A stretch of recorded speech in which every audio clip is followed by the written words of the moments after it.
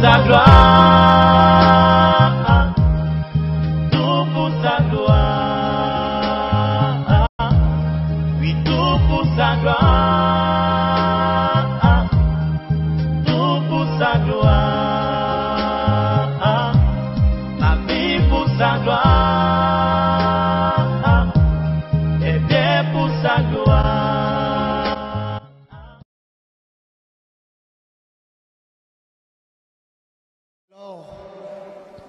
Aujourd'hui, on est toujours dans le grand thème du combat spirituel.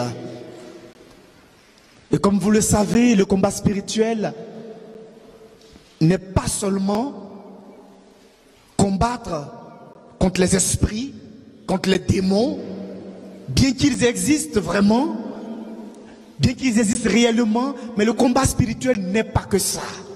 Le combat spirituel englobe la totalité de notre vie. Et samedi dernier, Luce vous a prêché sur le péché.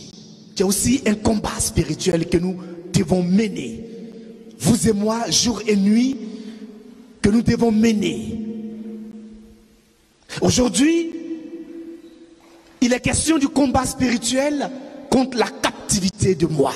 Dis captivité de moi. Amen. Alors déjà on prend Matthieu chapitre 16, versets 15 à 25. C'est un peu long, mais c'est pas grave. L'essentiel c'est de nous nourrir. Matthieu chapitre 16, versets 15 à 25. Alors,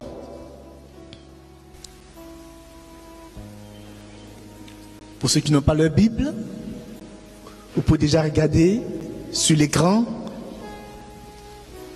Je vous espérais que la prochaine fois vous viendrez avec vos Bibles. Amen. Alors, tu peux faire la lecture.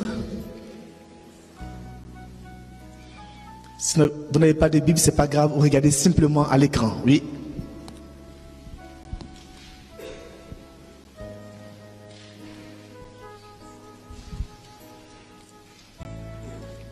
Et vous, leur dit-il, qui êtes-vous que je suis? Simon-Pierre répondit, tu es le Christ, le Fils de Dieu vivant. Jésus, reprenant la parole, lui dit, tu es heureux, Simon, fils de Jonas, car ce ne sont pas la chair et le sang qui t'ont révélé cela, mais c'est mon Père qui est dans les cieux. Et moi, je te dis que tu es Pierre, et que sur cette pierre, je bâtirai mon église, et que les portes du séjour des morts ne prévaudront point contre elle. Je te donnerai les clés du royaume des cieux. Ce que tu lieras sur la terre sera lié dans les cieux, et ce que tu délieras sur la terre sera délié dans les cieux. Alors il recommanda aux disciples de ne dire à personne qu'il était le Christ. Dès lors, Jésus commença à faire connaître à ses disciples qu'il fallait qu'il allât à Jérusalem, qu'il souffrit beaucoup de la part des anciens, des principaux sacrificateurs et des scribes, qu'il fut mis à mort et qu'il ressuscita le troisième jour. Pierre, l'ayant pris à part, se mit à le reprendre et dit, à Dieu ne plaise, Seigneur, cela ne t'arrivera pas. Mais Jésus, se retournant, dit à Pierre, arrière de moi, Satan, tu mets en scandale, car tes pensées ne sont pas les pensées de Dieu, mais celles des hommes. Parole du Seigneur. Merci. Alléluia. Alors, on connaît un peu l'épisode de la profession de foi de Pierre à Césarée de Philippe. Alors, qu'est-ce qui va se passer? Jésus, comme d'habitude, réunit sa garde rapprochée, ses 12 apôtres, Ceux-là, tu es en intimité de communier avec lui, de partager avec lui. Alors il réunit ces 12 à Césarée de Philippe sur une montagne et il leur pose la question. Alors pour vous, qui suis-je?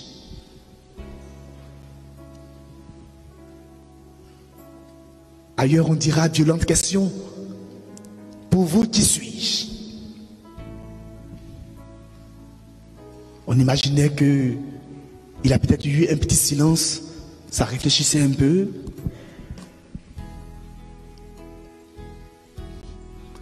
La première réponse était quoi?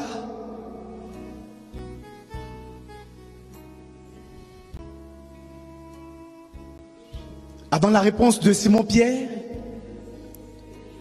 oui, pour les uns tu es, Jean-Baptiste, d'autres encore, Élie, et d'autres encore, un prophète. C'est bien. Ça, c'est ce que les autres disent. Alors pour toi, qui est Jésus? Pour vous, qui est Jésus? Question personnelle, posée aux 12. Pierre, comme d'habitude, prend la parole et il déclare.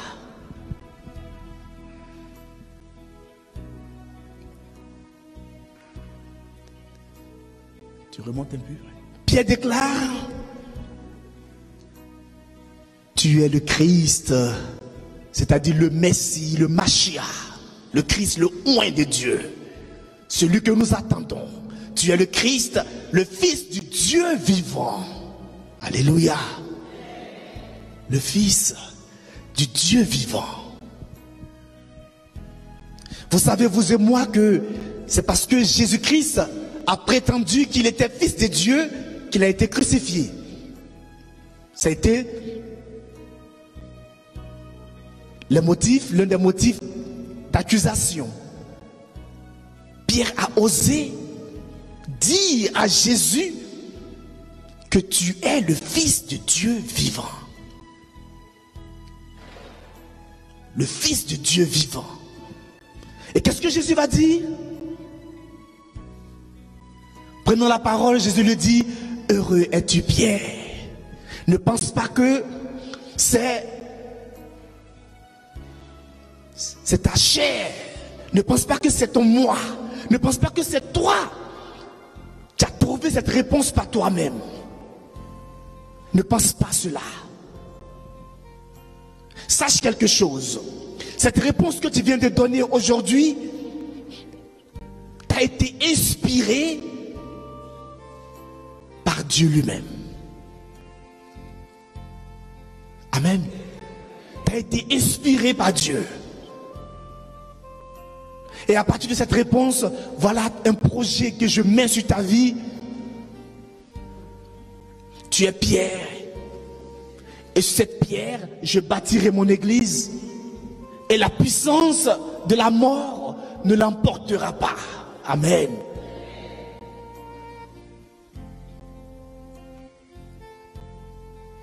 Je dirais un grand projet que Dieu a sur la vie de Pierre.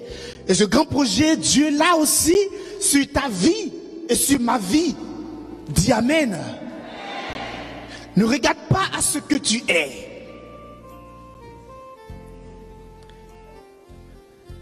Jésus n'a pas regardé à ce que Pierre est. Parce que si Jésus voulait regarder Pierre, eh bien lorsque nous prenons vers le bas, qu'est-ce qui va se passer au verset 24?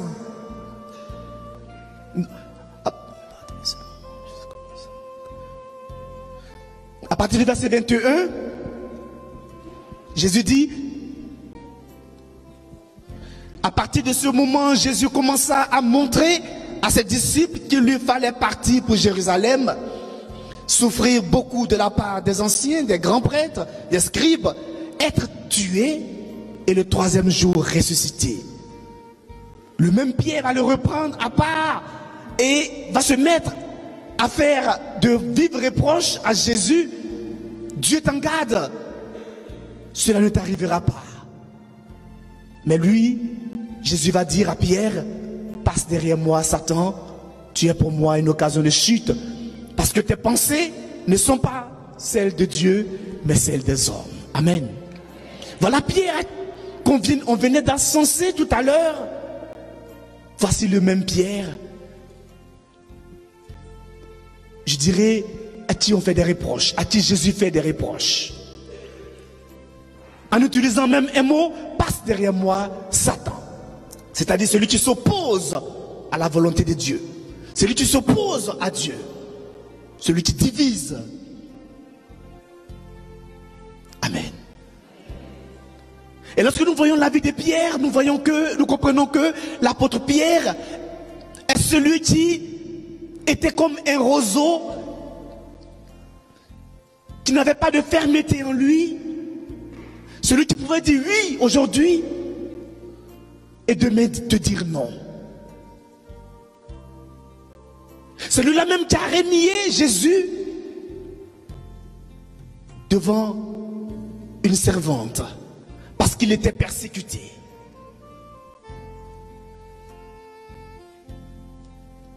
Pierre a dû faire l'expérience de lui-même sa fragilité.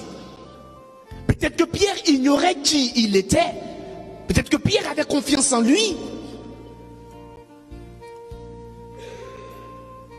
Mais il a fallu que Pierre fasse une expérience forte de la fragilité pour comprendre que je ne suis qu'un roseau.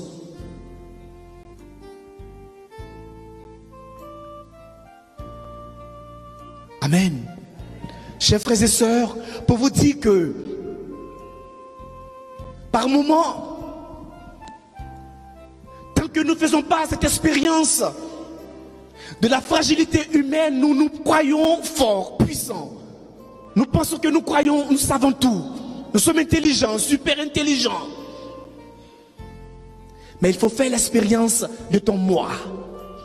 Fais l'expérience de ta fragilité pour comprendre que tu es comme Pierre. Tu es fragile. Pierre va dire à Jésus, la veille de sa mort, il va dire à Jésus, Jésus, tout le monde peut t'abandonner, mais moi, Jésus, moi Pierre, je ne pourrai jamais, jamais t'abandonner. Jamais.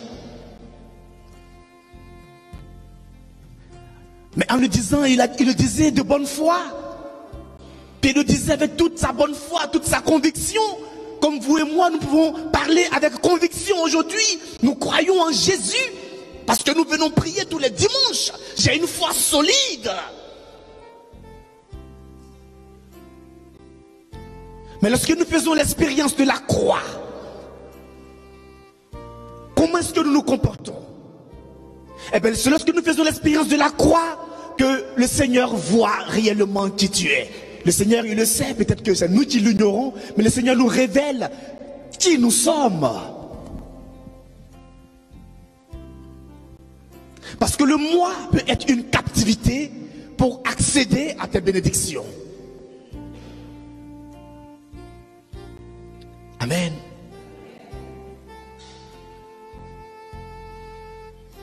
Le Seigneur dit que au chapitre 24, alors Jésus dit à ses disciples, si quelqu'un veut marcher à ma suite, si quelqu'un veut me suivre, veut être mon disciple, qu'il renonce à lui-même, qu'il renonce à son moi, qu'il prenne sa croix et qu'il me suive. Amen. Parce que si tu es accroché à ton moi, si tu es accroché à toi-même, à tes désirs personnels, si tu ne regardes que sur ton nombril et non pas à Dieu, tu risques de ne pas comprendre la vie dans l'esprit dont parle Jésus. Amen. Prendre sa croix, suivre Jésus tous les jours. Prendre sa croix, dis, je prends ma croix. Parce que je vais suivre Jésus. Et en prenant ta croix, tu feras l'expérience de ton identité.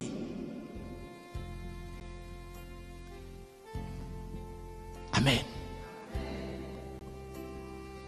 Quand Pierre a su qu'il était fragile, quand Pierre avait renié Jésus 3 fois devant cette servante et devant quelques gardes, lorsque Pierre a rencontré Jésus, c'était au lac de Tibériade,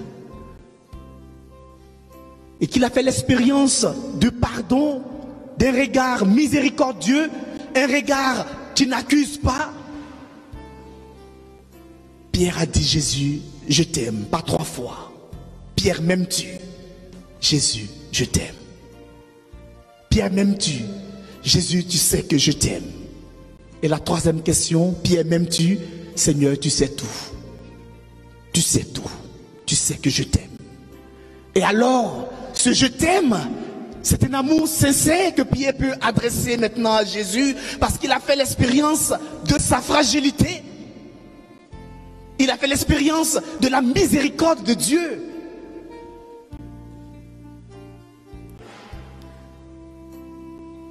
Chers frères et sœurs, je ne le dis pas pour vous effrayer, mais par moments nous sommes dans l'enthousiasme religieux. Nous sommes dans une religiosité. Nous sommes en train de louer ce qui est bien.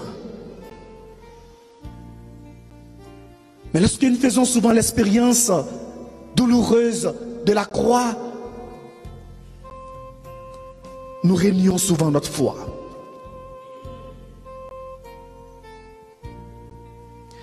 C'est humain. Pour te faire comprendre que on a toujours besoin de conversion. On a toujours besoin de Jésus. On aura toujours des doutes qu'il va falloir purifier. Que notre foi a toujours besoin d'être purifiée. Personne ne peut dire que j'ai la foi aujourd'hui et c'est fini. Non. On a toujours besoin de faire cette expérience de conversion perpétuelle avec le Christ. Parce que le moi que je suis aujourd'hui peut être un frein dans mon épanouissement spirituel. Alors pourquoi? Vous savez, nous vivons souvent dans un environnement socioculturel blessé par le péché.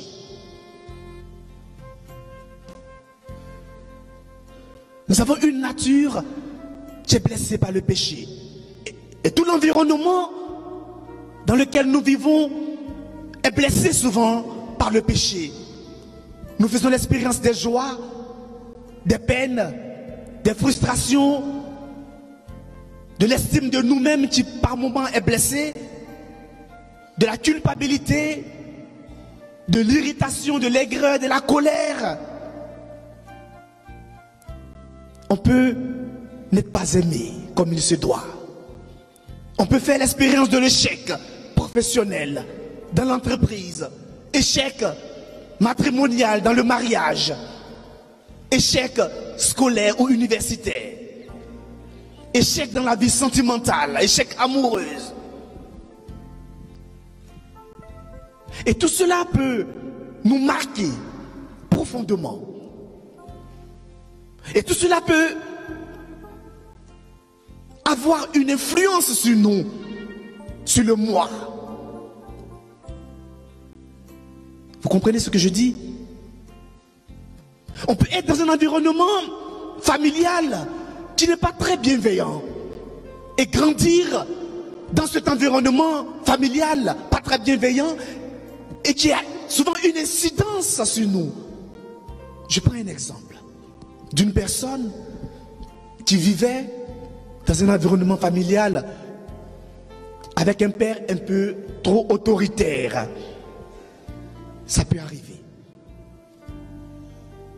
Le père peut-être le fait sans méchanceté, par amour pour son enfant,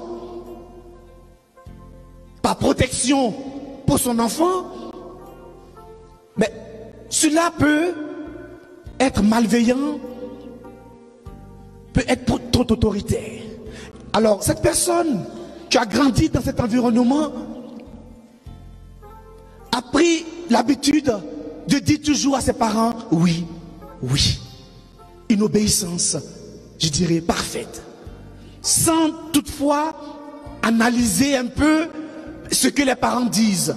Parce que pour lui, en obéissant servilement, ou bien en obéissant comme ça à ses parents, ben, lui aussi, il fait plaisir à ses parents. Et que cette personne va grandir, cela va limiter en lui une valeur. Et il se trouve que dans l'entreprise où cette personne est, chaque fois que une autorité de l'entreprise, un patron, discute avec cette personne, mais cette personne n'a pas cette capacité de critiquer, d'analyser. Et toujours c'est oui. Oui, patron. Tout en se référant à l'autorité parentale. Tu as peut-être eu une influence sur lui. Alors, les patrons, vous savez, les patrons n'aiment pas trop ça. Les patrons, c'est l'entreprise. Il faut faire avancer l'entreprise. Il faut être critique. Il faut analyser. Et non toujours oui, oui, oui à ce que tu vas me dire. Alors, ils vont manigancer un licenciement. Vous savez qu'un patron veut te licencier, il a les moyens. Donc ils ont simulé un licenciement tout simplement parce que le patron voulait se débarrasser de cet employé qui pour lui n'est pas une plus-value, n'a pas de valeur. Alors on imagine quelque chose et il est licencié. Après analyse, la personne comprend que c'est l'environnement familial qui m'a construit ainsi, qui a fait que elle est compétente en entreprise, elle travaille bien, mais devant l'autorité, devant un patron, toute analyse est interrompue, toute critique est interrompue. Alors ailleurs on dira qu'il faut prier, il faut chasser des démons. Il n'y a pas de démons. Il n'y a pas de démons. Il y a simplement faire un diagnostic juste pour comprendre que tu n'as pas évolué dans un environnement familial adéquat et cela t'a poursuivi. Amen. Je prends encore un autre exemple d'une autre personne qui était en entreprise et à qui on ne disait jamais félicitations. Tu as de la valeur. Tu n'entendais pas ce genre de paroles. Et à force de ne pas entendre ce genre de paroles, cette personne va baisser son rendement en entreprise, sans trop savoir qu'est-ce qui se passe. Au point où on était aussi sur le point de la licencier. Amen. Vous voyez comment est-ce que nous vivons dans un environnement qui dénature, qui n'est pas le véritable moi.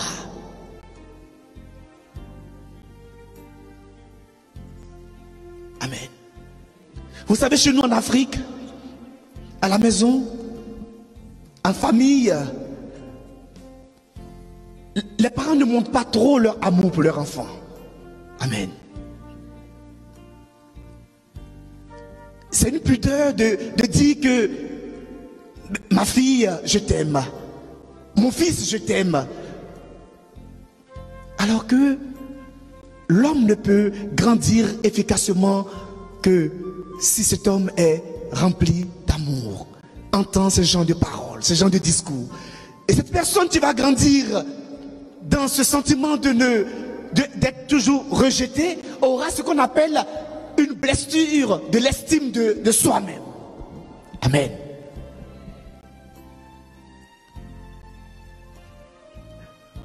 Et le moi que tu vas dégager ne sera pas ton véritable moi. Parce que à la base, tu as été blessé. Amen.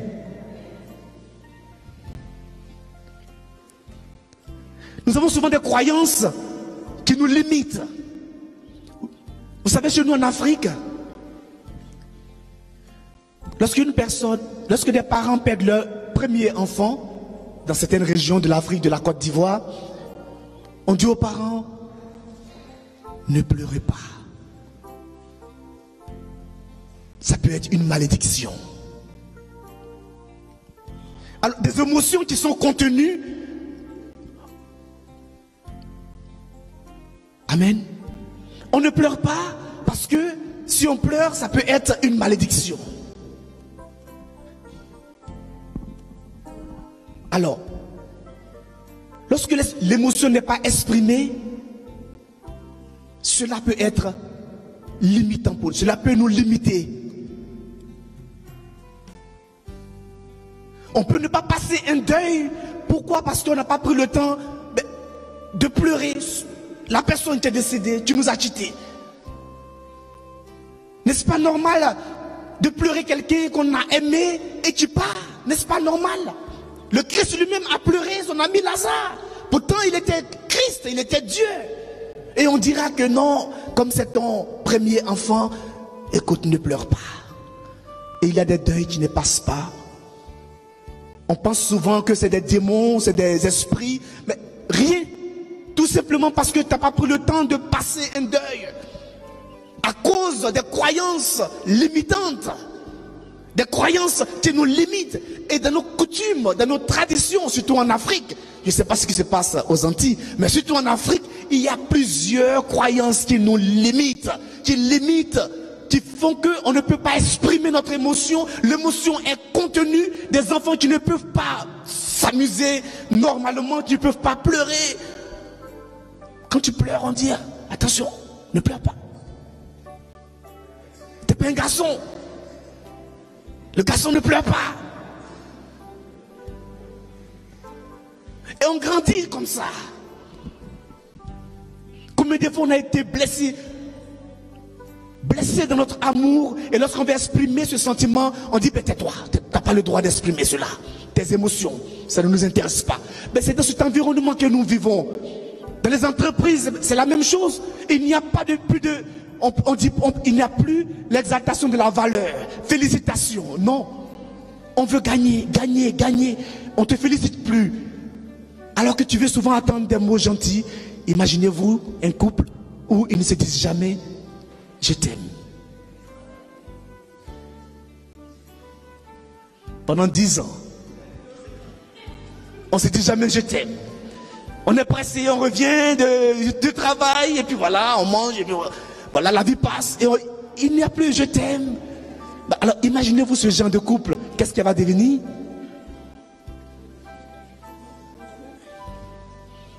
Vous comprenez ce qui se passe? Chers frères et sœurs, c'est dans cet environnement que nous vivons tous. Et le moi est dénaturé. Par moments, on pense que c'est le Père Sylvain, mais souvent nous prenons des masques. Nous prenons des masques. Et c'est comme si nous étions en train de jouer au théâtre. Mais le Christ est venu pour nous libérer de tout cela. Mais par la croix. Amen. Par la croix. Ce qui est paradoxal, c'est ça. Ailleurs, on dira que pourquoi parler de la croix? Oui. Par moment, il faut parler de la croix. Pas une croix qu'on s'impose. Parce que si on remarque très bien, à Golgotha, il y avait 3 croix. Il y avait la croix de Christ et il y avait la croix des 2 malfaiteurs. Et bien les 2 malfaiteurs se sont imposés eux-mêmes leur. Et le Christ, la croix lui a été imposée. Alors lorsque la croix t'est imposée, l'attitude juste que le Christ demande, c'est de l'accepter. C'est de l'accepter, pas pour la conserver, pas pour y demeurer. C'est de l'accepter pour lui offrir cette croix. Amen. Ça peut être la croix de la maladie,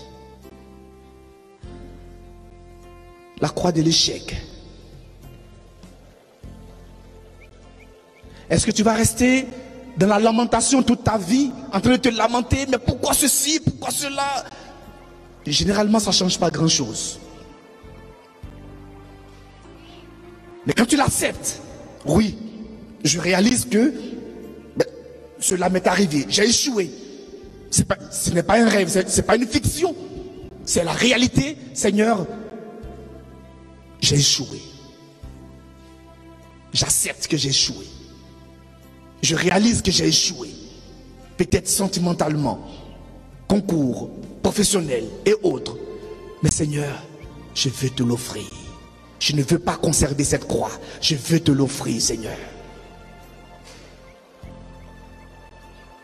Vous savez, souvent par moments, l'échec peut devenir un succès. L'échec peut être, comment on appelle ça, peut préparer un succès, une élévation. Lorsqu'on prend le temps de l'offrir, on prend le temps de demander à Dieu de nous aider, le Seigneur nous dit, ben, voilà ce qui se passe, voilà ce qui se passe. Il y a des personnes qui ont été peut-être maltraitées dans le mariage et après divorce.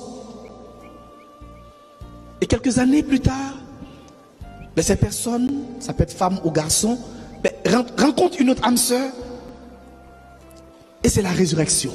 Waouh! Quelle joie, quel bonheur de rencontrer cette âme sœur. Amen.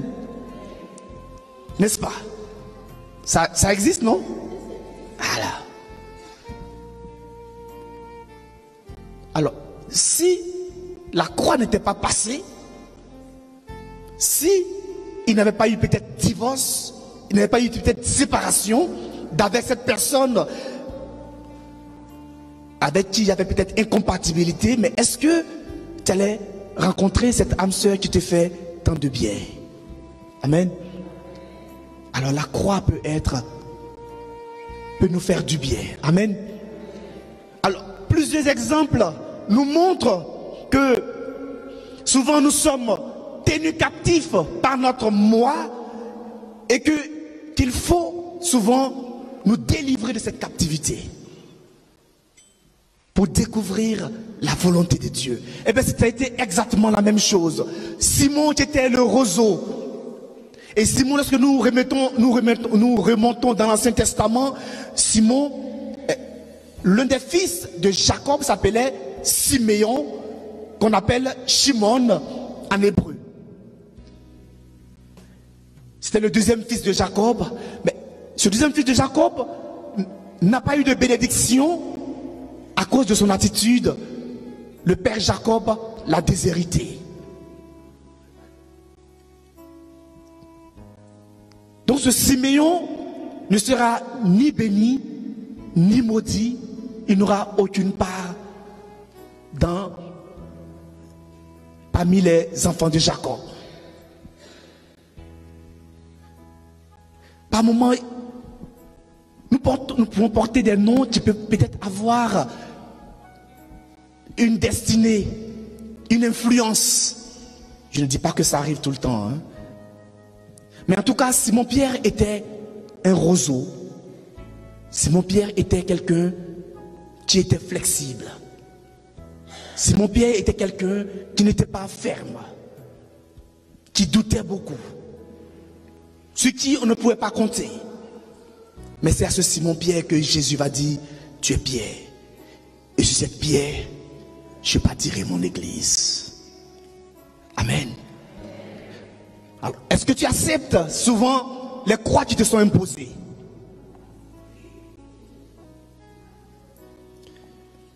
Amen. Pour les offrir à Jésus. On prend encore un autre exemple.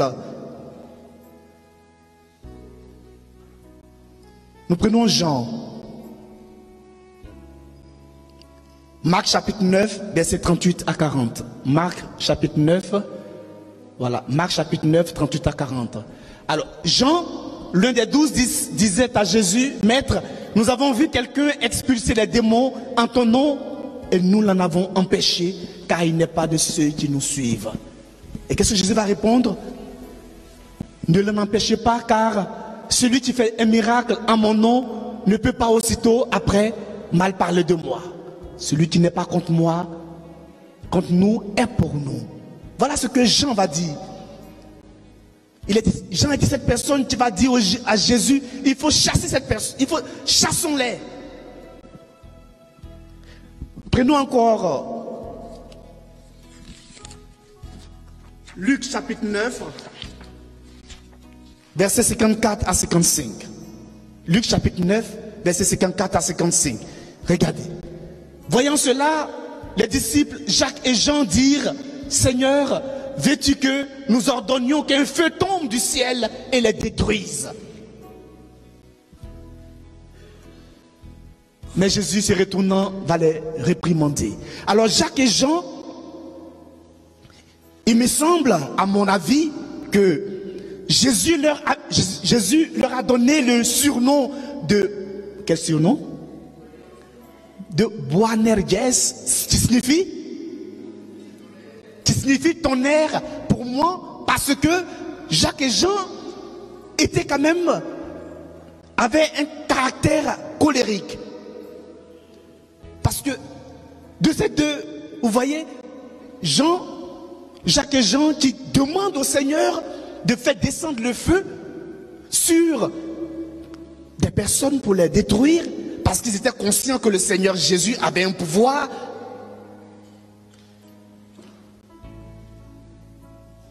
On dirait qu'ils ne sont pas convertis. Parce qu'ils demandent à Jésus de tuer. Donc ils avaient ce caractère colérique. Et le même Jean qui chasse un disciple est en train de faire du bien. Mais c'est ce même Jean qui va être transformé. Et dans la Bible, aucune personne n'a parlé de l'amour sinon Jean. C'est Jean qui a le plus parlé de l'amour et qui a révélé que Jésus, Dieu, était amour. Alors on se demande qu'est-ce qui s'est passé. Quelque chose s'est passé dans la vie de Jean pour que Jean, le tonnerre, Jean le colérique, Jean le fougueux, soit touché par la grâce de la miséricorde de Dieu et soit transformé en un agneau qui ne prônait que l'amour, l'amour, l'amour. Et la tradition racontait que Jean a été le seul apôtre qui ne va pas mourir, enfin, qui ne sera pas tué, qui ne va pas mourir martyr. Jean est mort d'une mort naturelle, de vieillesse. Il était très âgé. Mais comme c'était le dernier apôtre qui restait, chaque jour, on le prenait sur un brancard, on le déposait, on lui demandait de raconter les histoires de Jésus, les trucs comme ça. Jean ne faisait que répéter, Dieu est amour, Dieu est amour, Dieu est amour, Dieu est amour. Et finalement, les gens s'enlaçaient et on le retournait dans sa cellule. Amen. Il ne parlait que de l'amour, quelqu'un qui était colérique. C'est parce que Jean a accepté que la croix passe dans sa vie. Il a compris sa fragilité, il a fait l'expérience de la fragilité. Alors lui maintenant, il peut être miséricordieux pour les frères et pour les sœurs. Parce qu'il a fait l'expérience de lui, sa fragilité. Amen. Alors, je termine par ce texte de Luc chapitre 6, 27 à 38. C'est un peu long aussi, mais c'est pas grave. Luc chapitre 6, 27. Mais je vous le dis à vous qui m'écoutez, aimez vos ennemis, faites du bien à ceux qui vous haïssent, souhaitez du bien à ceux qui vous maudissent, priez pour ceux qui vous calomnient. À celui qui te frappe sur la joue, présente l'autre joue. À celui qui te prend ton manteau, ne refuse pas ta tunique. Donne à quiconque te demande, et à qui prend ton bien, ne le réclame pas. ce que vous voulez que les autres fassent pour vous, eh bien faites-le aussi pour eux. Si vous aimez ceux qui vous aiment, quelle récompense méritez-vous? Même les pécheurs aiment ceux qui les aiment. Si vous faites du bien à ceux qui vous en font, quelle récompense méritez-vous? Même les pécheurs en font autant. Si vous prêtez à ceux dont vous espérez recevoir un retour, quelle reconnaissance méritez-vous? Même les pécheurs prêtent aux pécheurs pour qu'on leur rende l'équivalent. Au contraire, aimez vos ennemis, faites du bien et prêtez sans rien espérer en retour. Alors votre récompense sera grande et vous serez les fils du Très-Haut, car lui, il est bon pour les ingrats et les méchants. Soyez miséricordieux comme votre Père est miséricordieux. Ne jugez pas et vous ne serez pas jugés. Ne condamnez pas et vous ne serez pas condamnés. Pardonnez et vous serez pardonnés. Donnez et l'on vous donnera. C'est une mesure bien pleine, tassée, secouée, débordante, qui sera versée dans le pan de votre vêtement. Car la mesure dont vous vous servez pour les autres servira aussi de mesure pour vous-même. Alléluia. Voici le projet de Dieu. Voici ce à quoi nous sommes appelés. La transformation qui doit s'opérer en nous pour que nous devenions le véritable moi, pour que ce moi soit brisé. Lorsque tu auras aimé ton ennemi, lorsque tu auras prié pour ton ennemi, lorsque tu auras vécu en toute passivité, sache que tu es l'image de ce que Dieu attend de toi. C'est que le moi a été brisé, c'est que le moi a été transformé. Mais avant que le moi se brise, il faudrait que la croix passe. Parce que c'est la croix qui nous brise. C'est la croix qui nous brise. Lorsque tu es humilié, tu restes dans l'humilité, généralement. Lorsque tu es brisé par la croix, lorsque tu as atteint le fond et que tu arrives à te relever, tu vois la valeur de l'homme et tu sais que l'homme ne tient qu'à un seul fil. Ça ne sert à rien de s'enorgueillir, de marcher comme si sur la pointe des pieds, oui, de marcher sur la pointe des pieds comme si tu ne pourras jamais tomber malade, comme si tu es le plus intelligent. Qu'est-ce qui se passe? Jamais de miséricorde, toujours en train de juger et de condamner. Qu'est-ce qu'il y a? Qui es-tu pour condamner? Généralement, on dit, quand tu condamnes quelqu'un, quand tu indexes quelqu'un, ben, il a trois autres doigts qui t'indexent, qui te disent attention, sois prudent, sois prudent, sois un peu prudent. Penses-tu que tu es plus simple pour condamner l'autre? Nous sommes tous sur le chemin de la sainteté, tous autant que nous sommes, prêtres, laïcs, religieux, religieuses. Personne ne peut dire qu'il est saint. Parce que nous faisons toujours cette expérience de la conversion tous les jours. Et je découvre ma fragilité tous les jours. Quand je suis sincère avec Dieu, que je m'assois et que je fais mon examen de conscience, je reconnais que je ne suis pas saint. Je ne suis pas saint. Alors pourquoi pourrais-je condamner l'autre? Pourquoi? Nous sommes dans un univers où on est prompt à juger, prompt à condamner, à tirer la foudre sur l'autre. On n'a jamais tort, on a tout le temps raison. Jamais de remise en cause. Jamais. Toujours c'est l'autre, c'est la faute à l'autre. Voici dans quel univers où nous baignons. Il est difficile que Dieu agisse dans notre vie jusqu'à ce que passe la croix, jusqu'à ce que la vie nous enseigne qu'il faut s'abaisser un peu. Écoute, abaisse-toi un peu là. Abaisse-toi.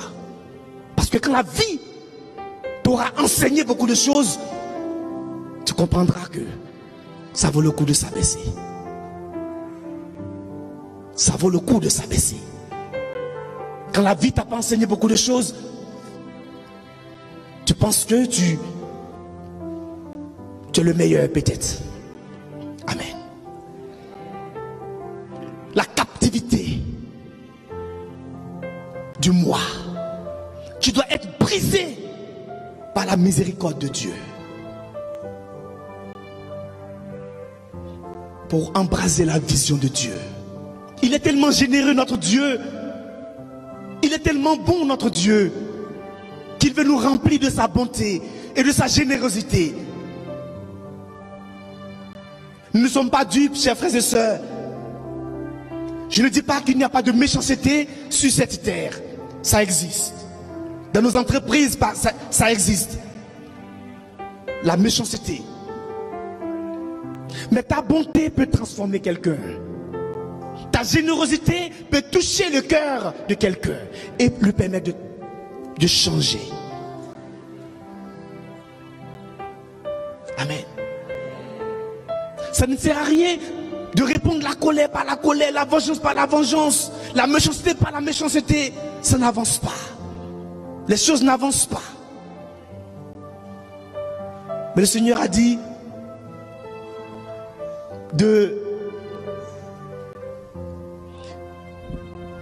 à celui qui te frappe sur une joue, présente l'autre joue.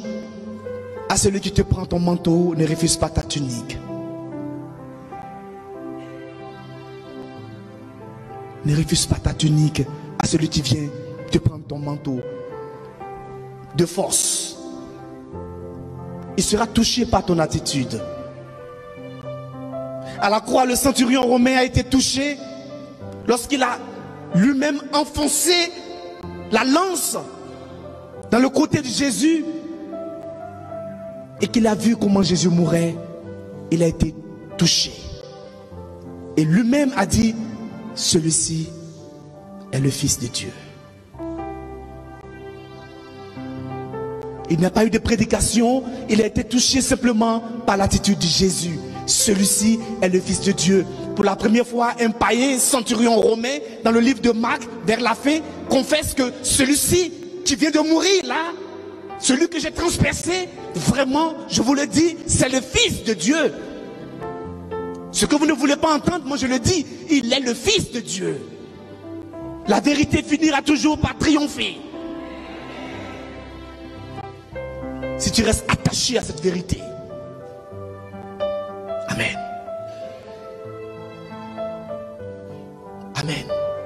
Alors est-ce que tu es prêt? Tu es prête aujourd'hui à accepter la croix et à offrir la croix à Jésus, à dire tous les jours, Seigneur, je veux me convertir. Donne-moi de me convertir, Seigneur. Je ne veux pas rester tel que je suis parce que ce n'est pas moi.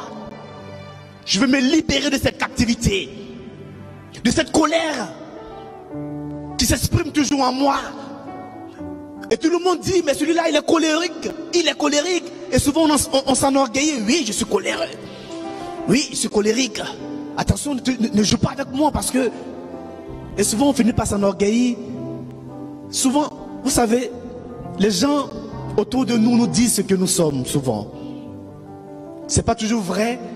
Mais quand ça se répète, on fait un peu attention. Est-ce que je ne suis pas comme ça? Seigneur, je vais t'offrir ce caractère. Alors le Seigneur, tu vois le fond de ton cœur, tu vois que tu veux changer. Tu donnes sa grâce pour te débarrasser de ce caractère qui est méchant. Amen. Pour sa gloire.